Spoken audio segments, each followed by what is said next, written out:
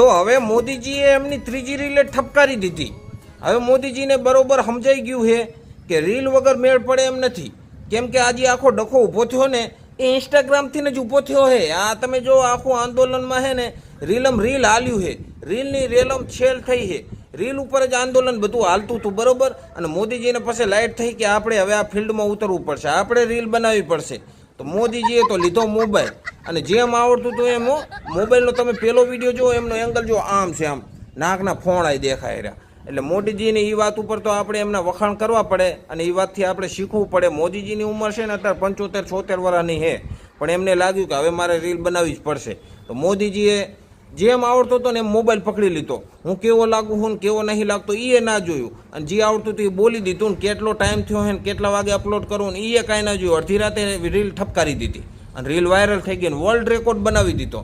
તો એ આપણે એ વાત મોદીજીથી શીખવી પડે કે રીલ બનાવવી જરૂરી છે. આપણે જોવાય નહીં કે આપણે કેવા લાગે એ કેવી એંગલમાં મોબાઈલ છે અને કેટલા વાગ્યાનો ટાઈમ ને આ તે એ કાંઈ મહત્વનું નથી. રીલ બનાવો ને એ મહત્વનું છે. એટલે રીલ હંમેશા બનાવતા રહેજો. અને આપણે થોડી પોલિટિકલે વાત કરી લઈએ. આ આખું આંદોલન ચાલતું હતું ને ત્યારે આપણને ઘણા મેસેજ આવતા હતા કે તમે આના વિશે કાંઈક બોલો, ને કોમેન્ટો એટલી બધી આવતી હતી કે તમે આના વિશે કાંઈ બોલો. પણ આ જો અત્યારે આપણે ભારતનો સમાજ છે ને એ બે કેટેગરીમાં વેચાયેલો છે. એક છે ભક્તોની કેટેગરી અને બીજી છે ચમચાઓની કેટેગરી. આમાં તર્ક વિતર્ક સાચું ખોટું એ કાંઈ લેવા દેવા હોતું નથી. જે ભક્તો હોય ને તો તમે એમના સમર્થનમાં વાત કરો ને એમના હિતની તો એમને સારી લાગશે, અને એમના વિરુદ્ધની તમે વાત કરો ને એટલે એમને પાછું પેટમાં દુઃખ આવે. બે બાજુથી આવું છે. તમે જો આ સોનમ વાંગચુક ઉપવાસ કર્યો અને એમનો 20 કિલો વજન ઘટી ગયો, એમની કિડની ડેમેજ થઈ ગઈ, ઓર્ગેનિક પાર્ટ બધા રહ્યા ને એ બધા આમ નબળા પડી ગયા, એમ હૃદય નબળું પડી ગયું. તો એ જ્યારે અનશન ઉપર બેઠા હતા ને ત્યારે આજે ભક્તોની કેટેગરીના માણસો છે ને એ બધા શું કહેતા હતા ખબર છે કે સોનમ વાંગચુક છે ને એ એન્ટી નેશનલ છે, દેશદ્રોહી છે, ચાઇનાનો એજન્ટ છે, પાકિસ્તાનનો એજન્ટ છે, આવું બધું કહેતા હતા.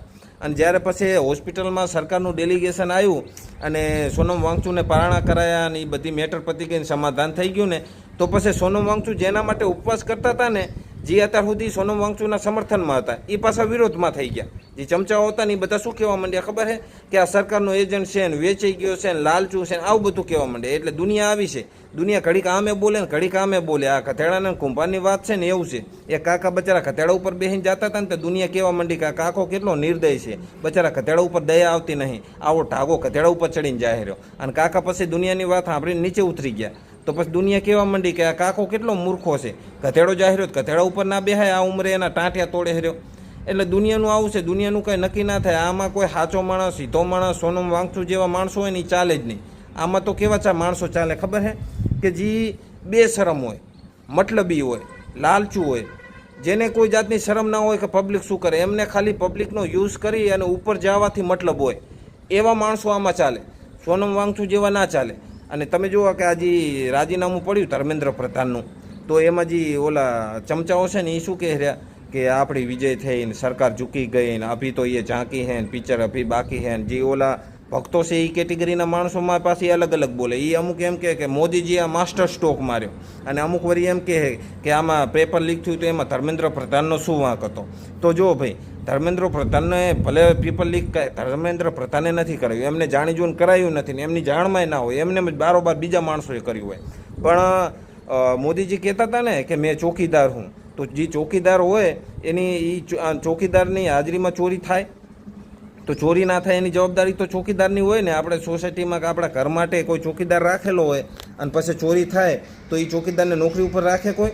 હાલો કદાચ એક વખત ચોરી થાય તો કોઈ દયા ખાઈને જાતુંય કરે, પછી વારંવાર બીજી વાર ને ત્રીજી વાર ચોરી થાતા જ કરે તો પછી ચોકીદારને નોકરીમાંથી કાઢવો પડે. એટલી બીક હોવી જોઈએ ચોકીદારને કે મારે ધ્યાન રાખવું પડશે, મારાથી ઝોકું નહીં ખવાય, મારે હોઈ નહીં જવાય, નકર નોકરી મૂકવી પડશે. એટલે આ ધર્મેન્દ્ર પ્રધાનનું જે રાજીનામું થયું ને, ધર્મેન્દ્ર પ્રધાને ભલે એમાં કાંઈ લેવા દેવા ના હોય પણ એ જવાબદાર છે એના માટે. એટલા માટે જે આખું આંદોલન થયું, જે થયું એ બધું સારા માટે જ થયું છે. અને જે રીતે પત્યું એ બધું સારા માટે જ થયું. એ ના હોય તો નભે નહીં, વિરત થવો હોય પણ જરૂરી છે. અને આવી રીતે આ બધું થવું જરૂરી જ હતું અને બરોબર જ થયું છે.